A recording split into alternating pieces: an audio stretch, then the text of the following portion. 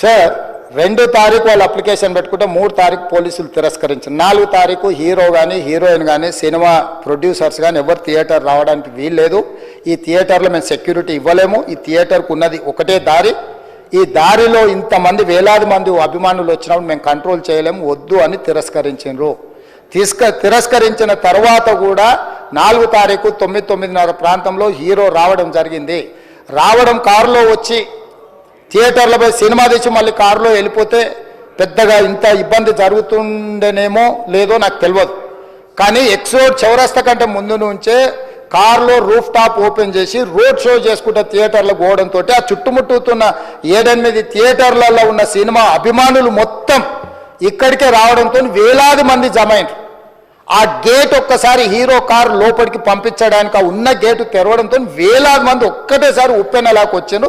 ఆ ఉప్పెనలో చనిపోయిన రేవతి, ఆమె కొడుకు, భర్త, కూతురు వాళ్ళు అలాగైపోయి కొడుకు తల్లి ఒక పక్కన పోయి ఆ జనాల నుంచి తప్పించుకొని టికెట్ చేసుకొని ఆ తొక్కిసలాటలు హీరోను థియేటర్ లోపలికి తీసుకుపోవాలనుకున్న టైంకి అతను బండి మీద రోడ్ షో చేసి దిగేటప్పటికి వేలాది మంది హీరోను కలవడానికి చొచ్చుకొచ్చారు ముందుకు. అసలు అంటే ఈ రకమైన వాతావరణంలో అతన్ని లోపలికి తీసుకువెళ్ళాల్సిన సందర్భంలో అతను ప్రైవేట్ సెక్యూరిటీ ఇవాళ మనం ఫంక్షన్లలో బౌన్సర్లు అని మనం చూస్తూ ఉన్నాం. 50-60 మంది సరిగ్గా లెక్క తెలియదు, 50-60 అని అంటున్నారు, నెంబర్ 4 ఎక్కువ తక్కువ.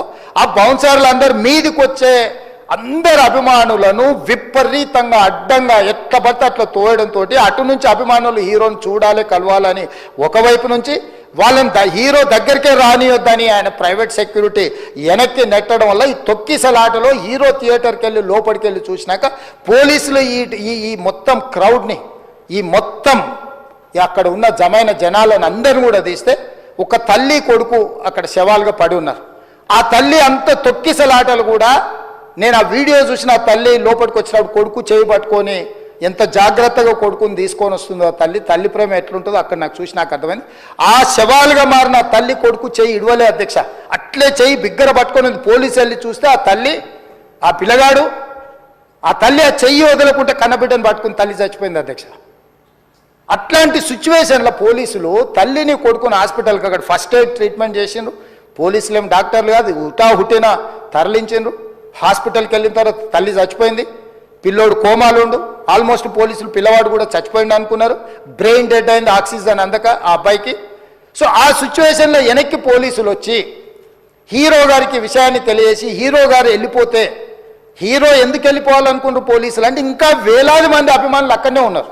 హీరో గారు థియేటర్లో కూర్చొని ఉండడం వల్ల సినీ ప్రముఖులు ఉండడం వల్ల ఈ బయట జమైన వేలాది మంది అభిమానులు అక్కడి నుంచి పోకుండా అక్కడనే ఉండడంగా థియేటర్ లోపల కూడా బాల్కనీలో టాప్ బాల్కనీలో హీరో కూర్చుంటే కింది నుంచి పై వరకు వెనక్కి తొక్కుట పైకెక్కి హీరో చేతులు కలపాలని కోతులు ఎగబడ్డట్టు కోట మీదకి కోతులు ఎగబడ్డట్టు ఉల్టా పైకి తొక్కిసలాట జరిగింది అధ్యక్ష. థియేటర్ వాళ్ళు పోలీసులను హీరో దగ్గరికి వెళ్ళి చెప్పడానికి కూడా అనుమతి ఇవ్వకుండా థియేటర్ వాళ్ళు పోలీసులను బ్లాక్ చేశారు అధ్యక్ష. ఎప్పుడైతే హాస్పిటల్లో తల్లి చచ్చిపోయిన పిల్లగాడు కూడా ఆల్మోస్ట్ చావు నోట్లో ఉన్నాడు అని తెలిసి పోలీసులు వచ్చి ఏసీపీ వెళ్ళి చెప్పడానికి పోతే థియేటర్ సిబ్బంది లేదు హీరో దగ్గరికి వెళ్ళడానికే వీళ్ళదని చాలాసేపు పోలీసులను కూడా హీరో దగ్గరికి పోనీయలేదు అధ్యక్ష వాళ్ళ ప్రైవేట్ వీళ్ళు.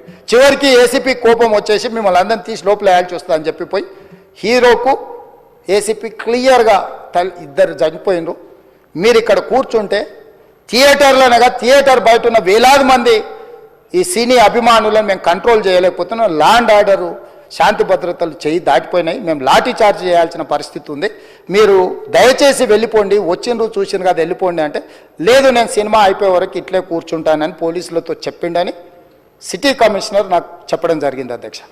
అదేవిధంగా ఇంకా కంట్రోల్ కాకపోవడంతో అప్పుడు డీసీపీ పై అధికార రంగంలో దిగి వాళ్ళ అందరినీ లోపల వాళ్ళు ఎంబడున్న అడ్డుకుంటున్న వాళ్ళను పోలీసులతో జరిపించి చక్కగా డీసీపీ పోయి హీరో గారికి బయట చనిపోయినరు, పరిస్థితి చాలా గందరగోళంగా ఉన్నది, మీరు ఇక్కడ నుంచి కదలాల్సిందే లేకపోతే మిమ్మల్ని పోలీస్ స్టేషన్కు తీసుకెళ్లాల్సిన పరిస్థితి వస్తుంది, మీరు ఇక్కడ నుంచి కదలాల్సిందే అని బలవంతంగా అతన్ని సినిమా మధ్యలో 12 గంటల సమయంలో రాత్రి 12 గంటల సమయం అట్టిట్టుగా ఆ సమయంలో అతను తీసుకొచ్చి బండెక్కిస్తే మళ్ళీ అతను రూఫ్ టాప్ ఓపెన్ చేసి మళ్ళీ చేతులు ఊపుకుంటూ రోడ్ షో చేసుకుంటూ అంటే తల్లి చనిపోయి పిల్లగాడు చావు బతుకుల మధ్యలో ఉన్నాడు, మీరు వెళ్ళండి అని వెనక్కి పంపిస్తే కూడా మళ్ళీ కారులో రూఫ్ టాప్ ఓపెన్ చేసి చేతులు ఊపుకుంటా అభిమానులను సంతోషపెట్టుకుంటా రోడ్ షో చేసుకుంటా అతను వెళ్ళిపోయింది అధ్యక్ష.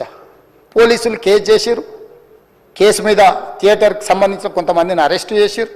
అరెస్టు చేసి 10-11 రోజుల తర్వాత పోలీసు హీరో గారింటికి వెళ్ళిండ్రు. మీరు కూడా కేసులో A11 మీ మీద కేసు ఉందని చెప్పడానికి పోలీసులతో దురుసుగా ప్రవర్తించిండు. మీరు ఆ వీడియోలన్నీ కూడా చూసిండ్రు. ఆ పరిస్థితిలో చట్టాన్ని అమలు చేసే పోలీసులు ఆల్రెడీ ప్రాణాలు పోయినాయి, ఒక నిరుపేద తల్లి చనిపోయింది, కొడుకు చావు బతుకుల మధ్యలో ఉన్నాడు. ఆ రోజు కోర్టుల కేసులు కూడా వస్తున్నాయి. కోర్టుకు కూడా మీరు విచారణలు ఏం చేసిండ్రని కోర్టుకు కూడా పోలీసులు జవాబు చెప్పాల్సిన పరిస్థితి ఉండే అధ్యక్ష. దాంతో మాట్లాడితే వాళ్ళు చాలా బాధ్యతారహితంగా సమాధానాలు ఇచ్చారని మా పోలీస్ సిబ్బంది చెప్తున్నారు. దాంతోనే అతన్ని పోలీస్ స్టేషన్ తీసుకెళ్ళారు అధ్యక్ష. ఇక్కడి వరకు ఒక హీరో, ఒక థియేటర్లో జరిగిన సంఘటనలు, వీటన్నిటి నేపథ్యంలో పోలీసులు వాళ్ళ విధి నిర్వహణ నిర్వహించారు అధ్యక్ష. ఎప్పుడైతే అతను పోలీస్ స్టేషన్కు తీసుకెళ్ళిరో కొన్ని రాజకీయ పార్టీలు పైశాచికంగా ఎంత నీచంగా నన్ను తిట్టుకుంటా పోస్టులు పెట్టినరంటే, అంటే तेलंगाना समाजम में मलकपेट बलाला साहब के कॉन्स्टिट्यूंसी के वोटर है उन लोग मलकपेट के छोटे नौकरी उसका नौकरी अकबर साहब वो 30,000 नौकरी करता है उसके परिवार में कोई कमाई नहीं है एक एक टिकट 3,000 रुपए में खरीदा वो बच्चा उनका फैन है बोल के उनके परिवार 12,000 रुपए रखकर 4 टिकट खरीद के पिक्चर को गए 30,000 महीने को कमाने वाले నెలకు 30,000 జీతంతో పనిచేసి ఒక ప్రైవేట్ చిన్న దాంట్లో ఉద్యోగం చేసుకునే తండ్రి తన కొడుకు ఆయన అభిమానాన్ని కుటుంబము 12,000 రూపాయలు 3,000కు ఒక టికెట్ 12,000 రూపాయలు పరిస్థితి ఉండే అధ్యక్ష. దాంతో మాట్లాడితే వాళ్ళు చాలా బాధ్యతారహితంగా సమాధానాలు ఇచ్చారని మా పోలీస్ సిబ్బంది చెప్తాను. దాంతోనే అతన్ని పోలీస్ స్టేషన్ తీసుకెళ్లారు అధ్యక్ష. ఇక్కడి వరకు ఒక హీరో, ఒక థియేటర్లో జరిగిన సంఘటనలు, వీటన్నిటి నేపథ్యంలో పోలీసులు వాళ్ళ విధి నిర్వహణ నిర్వహించారు అధ్యక్ష. ఎప్పుడైతే అతను పోలీస్ స్టేషన్కు తీసుకెళ్ళిరో కొన్ని రాజకీయ పార్టీలు పైశాచికంగా ఎంత నీచంగా నన్ను తిట్టుకుంటా పోస్టులు పెట్టినరంటే, అంటే తెలంగాణ సమాజంలో మలక్పేట్ बलाला साहब के कॉन्स्टिट्यूंसी के वोटर है उन लोग मलकपेट के छोटे नौकरी उसका नौकरी अकबर साहब वो 30,000 नौकरी करता है उसके परिवार में कोई कमाई नहीं है एक एक टिकट 3,000 रुपए में खरीदा वो बच्चा उनका फैन है बोल के उनके परिवार 12,000 रुपए रखकर 4 टिकट खरीद के पिक्चर को गए 30,000 महीने को कमाने वाले నెలకు 30,000 జీతంతో పనిచేసి ఒక ప్రైవేట్ చిన్న దాంట్లో ఉద్యోగం చేసుకునే తండ్రి తన కొడుకు ఆయన అభిమానాన్ని కుటుంబము 12,000 రూపాయలు 3,000కు ఒక టికెట్ 12,000 రూపాయలు పెట్టి సినిమా థియేటర్కి వెళ్తే థియేటర్లో చనిపోయిన 11వ రోజు వరకు వీళ్ళు ఎవరు హీరో కానీ ప్రొడ్యూసర్ కానీ ఎవరు కానీ ఆ కుటుంబాన్ని చనిపోయిన కుటుంబాన్ని కానీ హాస్పిటల్లో చావు బతుకుల మధ్యలో ఉన్న పిల్లవాడిని పరామర్శించడానికి కూడా పోలేదు అధ్యక్ష. ఇది ఏ రకమైన మానవత్వం అధ్యక్ష నాకు అర్థం కాలే. ఇలాంటి మానవత్వం లేకుండా వ్యవహరించిన వాళ్ళను పోలీసులు విధి నిర్వహణలో భాగంగా పోలీస్ స్టేషన్కు తీసుకెళ్తే ఒక ఆయన ట్విట్టర్లో పెడతాడు అడ్డగోలుగా 10 ఏళ్ళు మంత్రి చేసి ఉద్యమాలు చేసినామని చెప్పుకునేటోళ్ళు ఉద్యమాల సమయంలో సినిమా షూటింగ్లో జరగొద్దని దాడులు చేసిన వ్యక్తులు ఇవాళ అతను భగవత్ స్వరూపుడు అసలు అతన్ని పోలీసులు ముట్టుకుంటారా? అసలు ఈ రాష్ట్రం ఏమైపోతుంది? రాష్ట్రం ఉంటుందా? ఈ రకంగా రాజకీయ పార్టీలు అధ్యక్ష రాజకీయ పార్టీలు ప్రజాప్రతినిధులుగా చనిపోయిన ప్రాణాల విలువ లేకుండా చావుకు కారణమైన ప్రత్యక్షంగా పరోక్షంగా అయిన వాళ్ళని పోలీస్ స్టేషన్కు విచారించడానికి పిలిస్తే కూడా అది కూడా తప్పుపట్టి ప్రభుత్వాన్ని బద్నాం చేయాలి, ముఖ్యమంత్రిని తిట్టాలని ఎంత నీచమైన భాష వాడింది అధ్యక్ష. యూట్యూబ్లలో మీరు చూడండి. నాకేముంటుంది అధ్యక్ష, ఏంది ఆ సినిమాకు స్పెషల్ రిలాక్సేషన్స్ ఇచ్చి ఇవాళ ఆ సినిమా ఏదైతే వ్యాపారం చేసిందో సినీ పరిశ్రమను ప్రోత్సహించాలని మొదటి వారం అత్యధికంగా సినిమా ధరలతో టికెట్లు అమ్ముకోవడానికి, స్పెషల్ షోలు వేసుకోవడానికి, బెనిఫిట్ షోలు వేసుకోవడానికి ప్రత్యేకమైన అనుమతులు ఇచ్చి నా ప్రభుత్వమే కదా, మా ప్రభుత్వమే అధ్యక్ష. సినీ పరిశ్రమను ప్రోత్సహించాలనే మా విధానం. ప్రోత్సహించే క్రమంలో తెలంగాణ ప్రజల ప్రాణాలు తీసుకుంటే కూడా వాళ్ళని ఏమనొద్దానంటే మీరు లా చేయండి అధ్యక్ష. మరి స్టేట్కు లా అథారిటీ ఉందో లేదో నాకు తెలియదు కానీ star, film star, super stars or political stars is having some special privilege. If they murdered anyone also, we need not to prosecute or otherwise we need not to book any case against these personalities అని మనం చట్టం చేస్తా అంటే senior ప్రముఖులకు కానీ రాజకీయ ప్రముఖులకు కానీ స్టార్లని ఫీల్ అయ్యే వాళ్ళ పట్ల ప్రత్యేకమైన చట్టం ఉంటుంది, వాళ్ళ మీద కేసులు పెట్టొద్దని మీరు ఏమైనా చట్టం చేస్తే ఆ చట్టం అమలు చేస్తాం అధ్యక్ష. ఈ రోజున్న డాక్టర్ బాబాసాహెబ్ అంబేద్కర్ ఇచ్చిన చట్టం ప్రకారము దీనికి కారణమైన వాళ్ళను ప్రత్యక్షంగా పరోక్షంగా కారణమైన వాళ్ళందరి మీద కేసులు కట్టి పోలీసులు విచారణ చేయాల్సిందే, బాధితులను శిక్షించాల్సిందే అధ్యక్ష.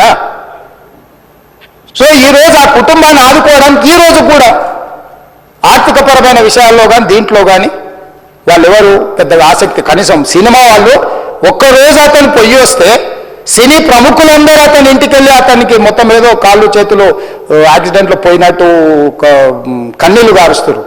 ఈ సినీ ప్రముఖులు ఒక్కరైనా హాస్పిటల్ పోయినరా అధ్యక్ష? నేను సూటిగా తమ ద్వారా సినీ ప్రముఖులను నేను అడుగుతున్నా అధ్యక్ష. తల్లి చనిపోయి 9 సంవత్సరాల పిల్లగాడు బ్రెయిన్ డెడ్ అయ్యి ఆక్సిజన్ అందక 20 రోజుల నుంచి హాస్పిటల్లో కోమాలో ఉంటే ఈ సినీ ప్రముఖులు ఒక్క రోజు కోసం పోలీస్ స్టేషన్ పోయిన ఇంటికాడ క్యూ కట్టి ప్రభుత్వాన్ని తిడుతుండ్రు, నన్ను తిడుతురు, అతన్ని పరామర్శిస్తున్నారు. ఏమైంది అధ్యక్ష? అతను కాలు పోయిందా, కన్ను పోయిందా, చేయి పోయిందా, ఏమైనా కిడ్నీలు దెబ్బతిన్నా, ఏమైంది? అతన్ని ఇంతమంది సినీ ప్రముఖులు పరామర్శించరు, కలిసిండ్రు, అభినందించరు. కానీ ఆ పిల్లగాన్ని కనీసం పరామర్శించడానికి సినీ ప్రముఖులు ముందుకు రాలేదంటే సినిమా ఇండస్ట్రీలో ఉన్న ప్రముఖులు ఏం ఆలోచన చేస్తుండ్రో ఏం కోరుకుంటుండ్రో నాకైతే తెలియదు. 100% जो भी अकबरुद्दीन ओवैसी साहब ने जो मुद्दा उठाए वो मुद्दा के लिए मैं ये बात कह रहा हूं, सचमुच बोल रहा हूं, ये शर्म की बात है. 20 दिन के बाद भी इतने 1 दिन के लिए उनको पुलिस स्टेशन को लेकर गए तो हाईकोर्ट भी इमीडिएट अजर्नमेंट मोशन, लंच मोशन ले लिए, उनका बेल भी दे दिए, सब कुछ. आधी रात को 11-12 बजे अपने लोग बोल रहे थे जेल का दरवाजा खोलो, 12 बजे उनको छोड़ो. अरे भाई कहाँ है प्रोविजन, कहाँ से छोड़ू मैं? कोई मेरा घर का मामला नहीं है, मेरा घर का मामला है तो मेरा गेट निकाल के आने वाले जाने वाले मैं बोल सकता हूं. जेल का दरवाजा मेरा हाथ में नहीं है, कानून के हिसाब से चलाने का है मेरे को. रात 12 बजे अरे वो फिल्म स्टार है उसको छोड़ दो. भाई अगला दिन मैं रहे तो ना फिल्म स्टार को छोड़ने के लिए. अगर आधी रात को 12 बजे किसी को जेल से छोड़ने का कोई लॉ है तो बोलो, मैं भी लागू करता हूं. तो इसीलिए ये इतने फिल्म स्टार कोई भी दवाखाना तक नहीं गया, छोटे बच्चे को नहीं देखा अकबर साहब. ये अफसोस की बात है, शर्म की बात है, सचमुच बोल रहा हूं मैं. अगर मैं वहां पर जाके देखने के लिए मैं पूरा स्टाफ और मेडिकल एंड हेल्थ सेक्रेटरी, मेरा कमिश्नर, सब टीम को मैं डिप्लॉय कर दी, सीता और अपने कमीशन चेयरपर्सन सब लोगों को वहां भेज के मैं continuously I monitoring that boy health condition. So ये कैसे कहां जा रहे हैं हम लोग? भाई उन लोगों को जिम्मेदारी दी नहीं है, हम समझ भी सकते है नहीं है वो बात अलग है, मगर कुछ पॉलिटिकल पार्टीज 10-10, 20-20 साल जो रिप्रेजेंट किए, मंत्री किए, वो लोग मुझे गाली दे रहे हैं. उसके ऊपर कैसा केस लगाते हैं? वो मेरा दोस्त है. भाई आपके लिए, आपके दोस्त के लिए कोई नया कानून बनाना है तो बनाओ, देखेंगे. अरे आपके दोस्त रहे तो 12 खून माफ है क्या? मेरा भाई के लिए भी माफ नहीं है, आपके लिए कहां से माफ करूं मैं?